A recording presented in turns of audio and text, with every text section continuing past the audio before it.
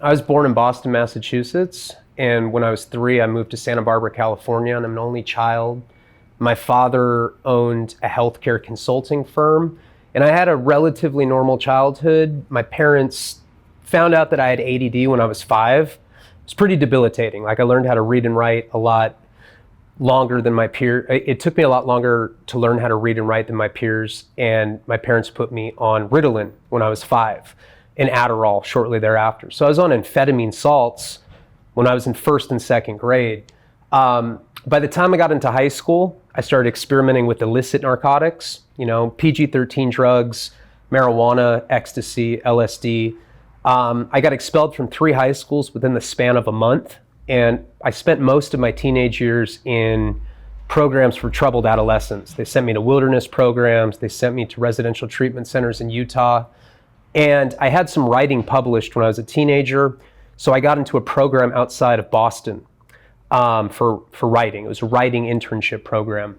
Right away when I got out there, they would give you an $80 stipend, which was like an allowance. And I started going into the ghettos to buy heroin. I was snorting it back then. And I learned very quickly the place where I could go score it on the street. One day I went out there and the normal people that were selling it weren't around. There was a black guy out there that I'd never seen before. And I went up to him and asked him if he knew where I could get heroin. He had me follow him into an abandoned building. There were plywood for the windows. And when we got in there, we got to a stairwell. He asked me how much I wanted. I wanted $80 worth. His eyes were red. It looked like he was hopped up on something like crack or PCP. And he pulled out a gun and he accused me of being a cop. He was shaking the gun at me. It was the first time a gun had ever been pointed at me. I told him I wasn't a cop, that I was basically a college student, and that I just snorted heroin. And he told me he wanted me to shoot up in front of him to prove that I wasn't a cop. I'd never shot up in my life. I had a phobia of needles at that point. And he pulled a worn and aged syringe out of his sock. And he forced me to shoot up at gunpoint. Now, I didn't know how to do it, so he just told me to put my arm out. I looked away, and he shot me up for the first time. That was a very definitive moment for me. That was a big milestone in my life, as far as, if I look back in retrospect, if I could pinpoint one moment that things started to go downhill very, very quickly, it was right when the needle was introduced. For a while, I didn't even know how to shoot up. There was no YouTube back then. You couldn't just Google how to do it. I would just stick the needle in my arm. I wouldn't even find a vein. So I had these lumps. Eventually, I learned how to do it. And I became an IV heroin addict. I got expelled from that program, and I came back to California. Abortions with different girlfriends, in and out of jail. I was homeless for a while. And I got a job brokering media for Spike TV. If you remember those shows, Wildest Moments Caught on Tape, what I would do is I would find crazy footage of like car chases or armed robberies. I would buy them non-exclusively and sell them to Spike TV. And I became an associate producer. But what happened is my drug habits started going up to a gargantuan level. No drug dealers in Santa Barbara, where I was living, could even keep up with me anymore. So I had to come down to LA to buy heroin just to sustain my habit. And I started selling drugs on a pretty major level. I was selling kilos every week. I was selling kilos of MDMA, cocaine, and eventually heroin, because the dealers that I had in Santa Barbara couldn't even keep up with me. So it got to a point where I was making about $10,000 a week from selling heroin. I would come down to East LA, and the woman that I was getting it from ended up getting caught by the feds. I didn't know that. Unbeknownst to me, she had caught in a federal case. She'd gotten caught with a kilo. And in popular culture, you see the junkie get caught and tell on the dealer. On a federal indictment, they usually have a target at the very top. So they do these big RICO or conspiracy cases. I got caught up in a conspiracy case, and she had told on about 40 people. So I had 65 co-defendants on the first indictment, I think 105 on the superseding indictment. And I came down to East LA to get my normal batch of heroin. I was getting 1 pound to 2 pounds every week. And when I met up with my connection, to a Hispanic lady, she looked at me and she said, "You're gonna be okay, mijo." And there was a tear coming out of her eye. I knew right there and then that she set me up. Grabbed the bag, went back into the car to the girl that had brought me down there, and she was sick. She was going through heroin withdrawal at the time, and she was crying. She told me that I had to get her well. I knew that we were busted, and I was trying to hurry her up, but she insisted that I shoot her up or she wasn't going to continue to drive the car. So I was giving her a shot, and she said, "Cops." And we looked, and we were completely surrounded. There's probably 40 or 50 cops surrounding the car. They had guns out. One of them kept yelling, "We're dead, we're dead." And we didn't know what that meant. DEAD was an acronym for Drug Enforcement Agency Detective. But they kept yelling, "We're dead, we're dead." I'd never seen that in movies or in TV shows. I had no idea why they kept yelling it. Later, I'd find out that that was the acronym for Drug Enforcement Agency Detective. And when I got out of the car, I had a needle in my hand. They're like, "Drop the needle." Got down on the ground, and they arrested me. That was the second time that I got caught with weight in East LA within a 48-hour period. The first time they let me go, second time they let me go again, I had no idea why. I'd never dealt with federal authorities before. I didn't cooperate with them. I thought that it was probably a search and seizure issue. I had just never heard of somebody getting arrested with drugs and being let go. I thought it was going to go away. Plus, I was making so much money at the time, I had this delusion that I was above the law. I had $250,000 cash in my safe. I thought that if it ever came to a point where I was going to court, that I had enough money to pay my way out of it. About 4 months later, I get a phone call from a blocked number. And it says that it was a guy from the DEA, and he said, "This is so-and-so from the Drug Enforcement Agency. You've been indicted. You have two charges against you. You're facing 10 to life. You can turn yourself in, or we're going to come knock your door down." So I went and I got an attorney. This guy named Bob Sanger. He was one of Michael Jackson's attorney. Spent a lot of money retaining him. And he asked me what I want. He said, "You're dealing with federal mandatory minimums. The best you're going to do is 5 years, 5 to 40 or 10 to life. I'm going to try to get you down to the 5 to 40 bracket." My girlfriend was in the car with me the first time that I'd gotten arrested. So I said, "I'll turn myself in and you can make a deal with the feds, but make sure that she doesn't get indicted by them." So he made a deal with the DEA that I was to self-surrender down in downtown LA, right here. And they weren't going to charge my girlfriend. So I came down here thinking that if I turned myself in, they were going to do my fingerprints and I was going to get out that day, maybe the next day. I didn't see the light of day for 5 years. And what they did is the feds kept their word by not charging my girlfriend federally, but they gave the case over to the state. So the same drugs that we got caught with, they gave to the Los Angeles Sheriff Department, and they charged her with it. So now she was a fugitive on the run, and I called her cell phone. Her brother picked up, and she had overdosed and died.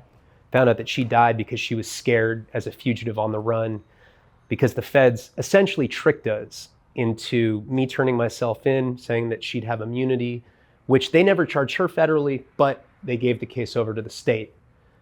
Prison, obviously I was scared. Everything that I'd ever heard about prison, violence, rape, riots, these were things that were deeply embedded into my psyche. And I remember being petrified to go to prison. I had no idea what was going to happen to me. I saw people stabbed in there. The most violent thing that I ever saw is I saw somebody pour burning hot baby oil on somebody's eye, and their eyeball came out. They had put in the microwave a thing of baby oil in a plastic cup until it got boiling hot. The guy was sitting down playing cards. The guy tapped him on the shoulder and poured this thing of boiling hot baby oil on his face, and his eyeball came out. I still have nightmares to this day of this hellacious scream. It was this wail that you never forget if you hear somebody that's endured that kind of violence in real life. Growing up in the upper middle class in Santa Barbara, violence was something that was abstracted to me. I remember when I started seeing people stabbed in real life, it looked fake. It looked like something you'd see in a movie. blood would spray out. Somebody would stab somebody and hit their artery. Blood would spray out, and you'd think that it wasn't real, but it was actually happening. And while I was in prison, I'm not an inherently violent person, so I try to stay out of the way. I decided that before I'd gotten into drugs and gotten into trouble, I was going to be a writer. So I started writing a book. And I kind of clung on to that obsession. I was going to perfect my craft while I was in there.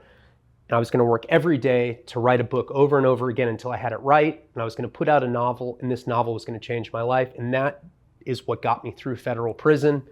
I got out in 2013 after serving 5 years. Got my book published. It was called Wasting Talent. And it really did bring me the life that I thought it would. I started touring, I started meeting celebrities, started getting a following, and I ended up getting sober for 3 years when I got out of prison. I relapsed in 2015. And when I had relapsed, I'd been totally sober for 3 years. My life didn't have the drama associated with it when I was in active addiction. Seemed like I had everything going for me at the time. I thought I could do acid in recovery. I thought that because I was a writer, I was a creative type, I could do LSD, and it wasn't an addictive drug like heroin. Within a week, I had a needle in my arm again. My fiance had left me, and I lost everything. I lost my condo in LA. Within 1 week, I lost everything that I had. I ended up marrying a fan. I got a fan letter from a woman that lived in Denver. She said she was a big fan of my book, and she wanted to meet me. Flew her out to LA because I just sold the French rights to my book. I'd come up on a lump sum of money at the time. We knew each other for a week and we got married, had a horrible, tumultuous marriage for a year. I was doing heroin the entire time, and I was drinking 2 fists of whiskey a day. It's kind of lighting the fuse at both ends. And that culminated with me getting arrested for a DUI. I got in a car accident, but I wasn't drunk. I was actually dope sick. So the cops knew that there was something wrong with me. They charged me with driving under the influence. I beat it in the state, but since I was on federal probation, they decided to send me back to prison for 3 months. I lost everything again. Just in that 3-month period, I lost my apartment, my wife left me, I lost my vehicle. I got out and I moved back in with my parents in Santa Barbara. I was 31 years old. I didn't have a car, I was living with my parents. My book royalties were running thin at that point, and I started going to AA meetings because I wanted to better myself. I ended up meeting a girl at an AA meeting. She was like 5 years younger than me, and her and I had a platonic relationship. She told me that she just wanted to hang out with somebody that was sober. We went to the beach together one day, and she told me that she was an escort, and she asked me how I felt about it. This was not my girlfriend, so I'm a pretty non-judgmental person. I said, as long as you're safe, we're just friends. I don't care what you do for a living. She called me about a week later and asked me if I could hook her up with a sugar daddy type relationship. I was 31 years old at the time. I was like, I don't know people like that. That's probably like an older age demographic than the kind of people I hang out with. But she told me she was getting kicked out of her place and she really needed me to hook her up with somebody. Coincidentally, couple days after that, somebody asked me for heroin. I was clean at the time, but I was doing someone a favor by getting it for them. I went and I met up with my heroin dealer. He asked me if I knew any escorts. He said that he drove Uber, and one of his main clients was this guy that was in an unhappy marriage, and he wanted kind of a sugar daddy type situation with an escort. I told the girl about it because she had been getting raped, beaten on back pages. She wanted a safe arrangement. Told her about it. She asked me if I could introduce her to this guy. The drug dealer gave the guy my phone number. He called me. I set it up for her. I wasn't making any money off of it. I was just trying to put her in a better situation. And she asked me to go with her to the motel. Turned out that we got set up. There were 6 cops there, 6 sheriffs. They had shotguns in our face. The drug dealer had set us up. And they asked the girl what my role was in this situation. And she said, oh, that's my friend Ryan. He just got out of prison. I'm trying to make him money, which wasn't true. I don't know why she told them that, but because of that statement, I got charged with pimping and pandering. Now, I was on federal probation already for the conspiracy case. It turned out that the girl that I was buying heroin from back when I caught my original Fed case was connected to a drug cartel called the Mendoza clan. Because it was such a high profile cartel case, they kept me on supervised probation for 4 years. So I was still on supervised probation for 4 years when I caught the pimping and pandering case. And they were putting a lot of pressure on me to take a conviction. A week after I caught that case, I sold the film rights to my book.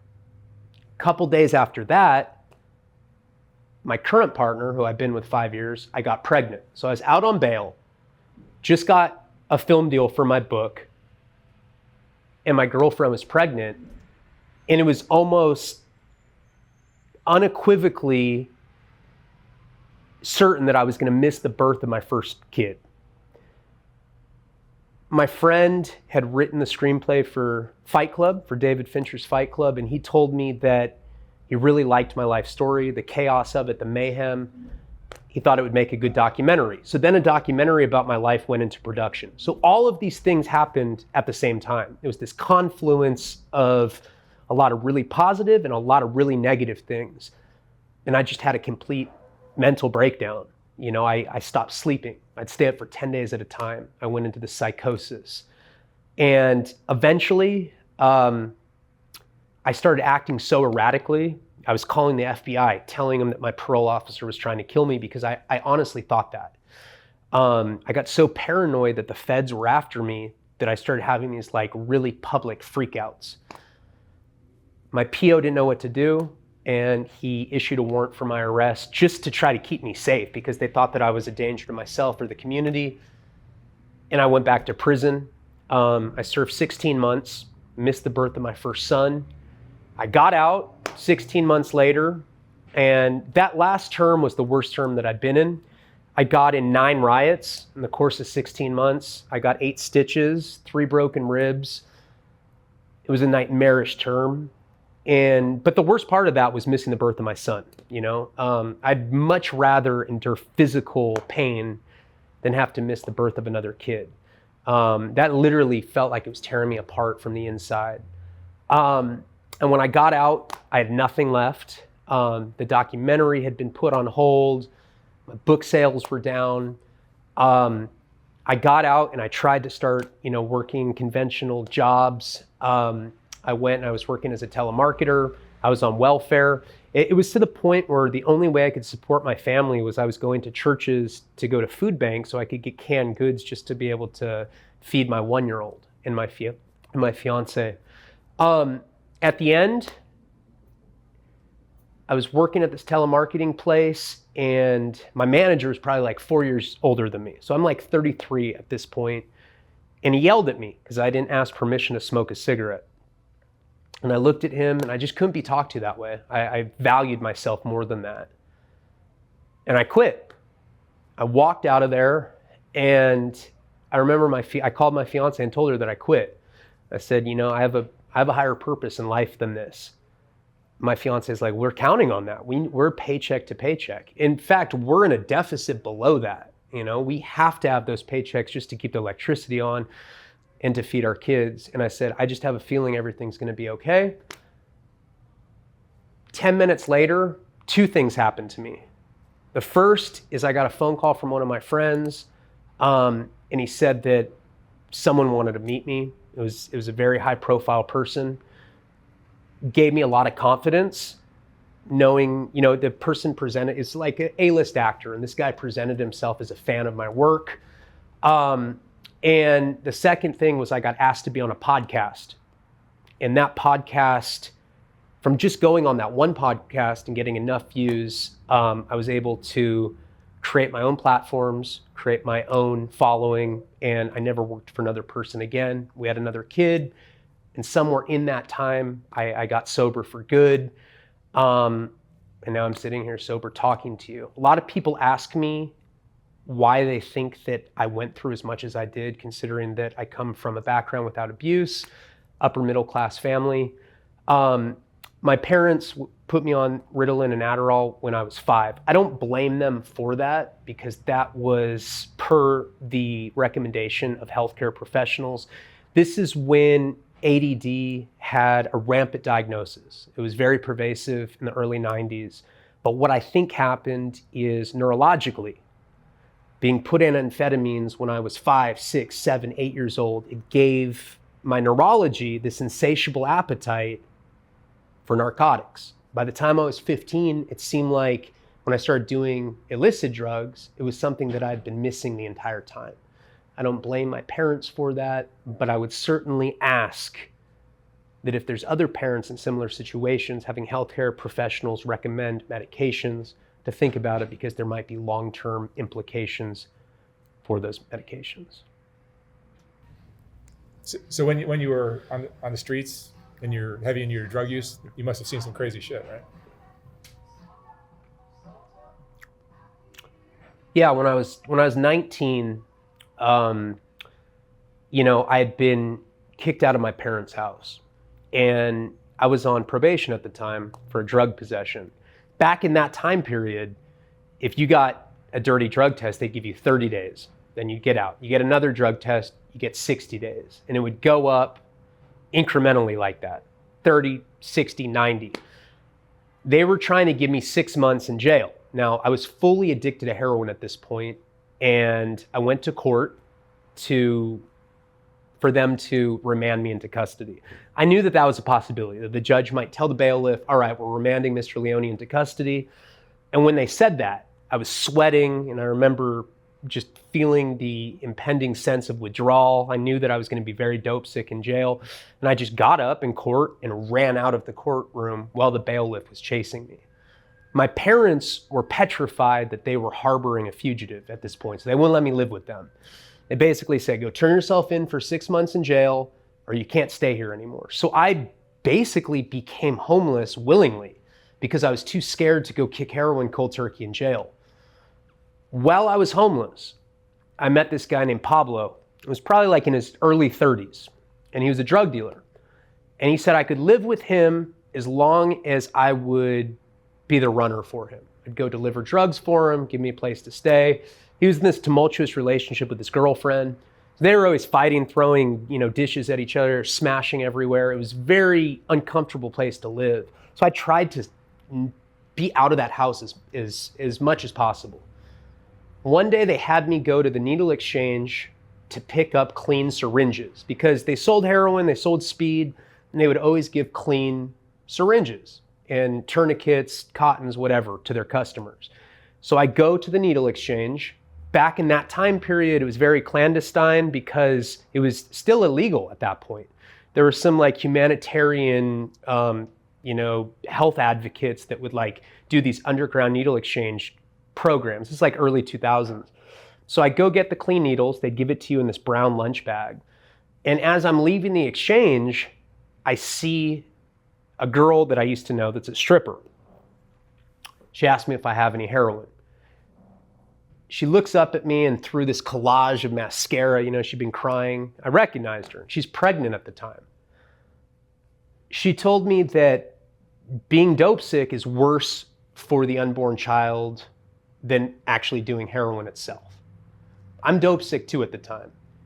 And I had a drug dealer that lived a couple blocks from there. The guy that I was living with, I would have had to take a bus an hour south.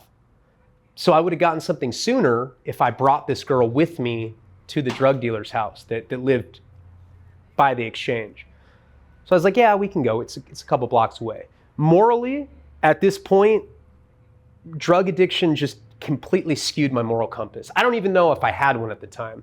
I'm literally just on survival instincts, get more drugs, that's it. I'm not thinking about what it means to get a pregnant girl drugs. I'm just thinking about sustaining my own habit.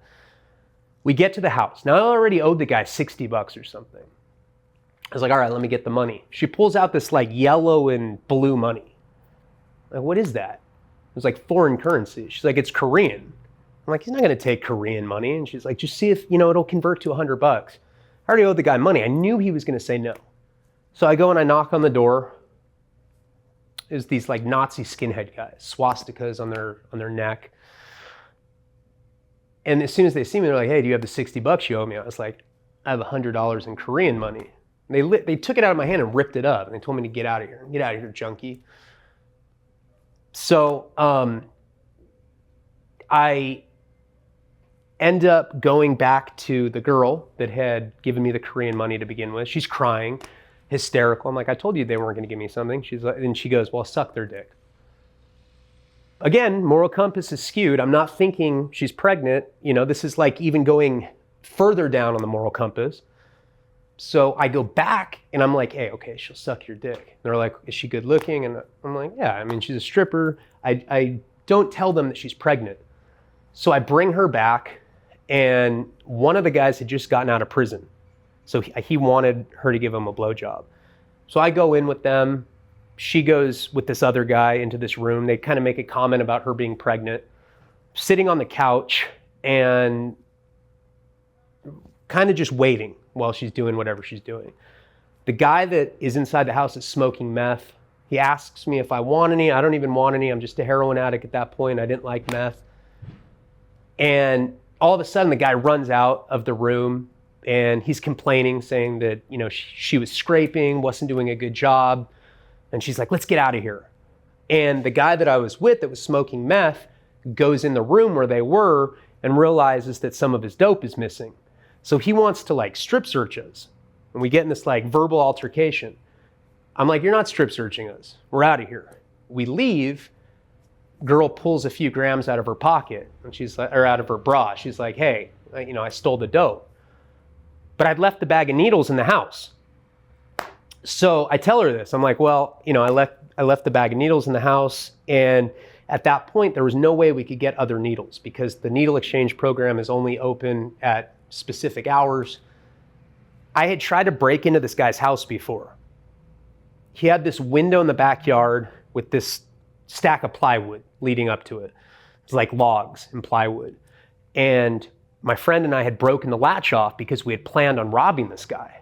So I knew theoretically I could crawl up the log pile, get into the bathroom, let myself down, crawl military style, and it was possible that I could grab the bag of needles without being seen, get back out, and we'd have the dope and the needles. There was also a very good chance that they'd figure it out, but I was willing to take that risk because I was dope sick and I wasn't thinking. So I go up this pile, I lower myself down, military style on the bathroom floor. I open the door slowly. I can see their legs dangling on the couch and I can see the bag of needles. It's like in my scope of vision. I know that I can grab it without being caught. So I crawl military style. I'm slithering to the bag, grab it. I have to do a 180 on my stomach. And all of a sudden, I hear Pink Floyd's Money. It's my ringtone on my cell phone going off right as I'm leaving. It was very quick what happened after that, but they figured out that I was in there, throw me up against a wall. One of them punched me in the face, broke my nose. So my eyes were watering. I could barely see anything. All I could see was a butterfly knife getting sliced towards me. And somehow I broke myself free before they could stab me. There's these concrete steps that go from the front door to this gravel driveway. And I jumped, and they were running right behind me, and they jumped as well. And the guy dropped the knife. The guy that had the knife slipped when he jumped because I just like jumped and happened to get down onto the gravel. When he did it, he fell. Knife kind of just tumbled. So I'm looking at the knife, he's looking at the knife, and it was like whoever grabbed it first. I grabbed the knife before he did. And he's just kind of looking at me like a deer in headlights. And I stabbed him right above the kneecap because I felt I had to. I felt if I hadn't done that he was going to get me. And the girl that was with me is just standing there. She's in shock too. This guy like is literally just like, you know, there's blood coming out of above his knee. It was very, very gory, very bloody. And it seemed like everything was in slow motion. It almost seemed like the volume was down. I remember sticking the needle in. It felt like puncturing a pumpkin. It was really soft, and then it went like thud right at the bone. And I just remember what that feeling felt like. It's not what I would have pictured stabbing someone would feel like. I'd never done anything close to that violent in my life. I think I maybe have been in like a couple fist fights. It's not something I felt good about. Again, it was like more survival instinct. and I ended up getting the knife and I just threw it over the fence. Went away. I was wearing a wife beater. It was covered in blood. And instead of like getting out of that area, we went into a Taco Bell bathroom, maybe a half a block from there, and we went and shot the dope that we stole. No moral compass to be found. What is it about drugs that change a person's moral compass? I mean, because you come from a good family, right? Come from a good family, no violence. You don't have all the trauma that a lot of people I interview have had. You just got caught up in drugs and that becomes an addiction. Then your life goes haywire, right?